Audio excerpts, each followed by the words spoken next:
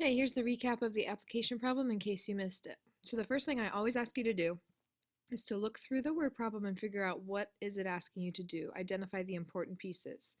And that would be combining two bags of cat food, the numbers 5/6 of a kilogram, 3/4 of a kilogram, and then what the question is asking me, total weight. So I know I'm going to need to deal with these numbers. What does combined and total mean I'm going to do? Adding. So all I'm going to do is just add these two numbers together.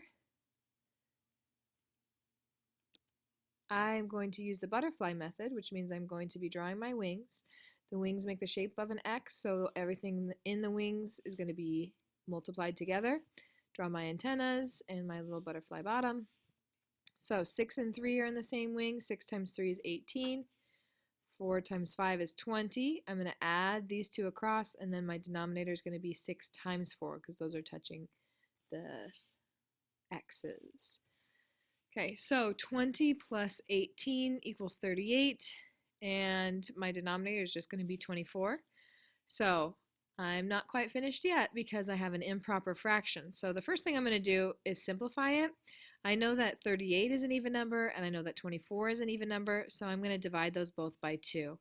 38 divided by 2 I know is 19, and 24 divided by 2 is 12. If you didn't know what 38 divided by 2 was, you could just solve it, write out a 38 divided by 2.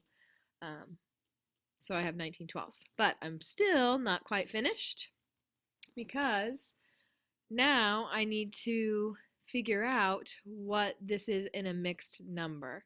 So remember, this is just the same as a division sentence. 19 divided by 2, so I put that in the house. 19 divided by, sorry, not 2, 12. And then I'm going to solve it. So 12 goes into 19 one time. 1 times 12 is 12, and I'm going to subtract those.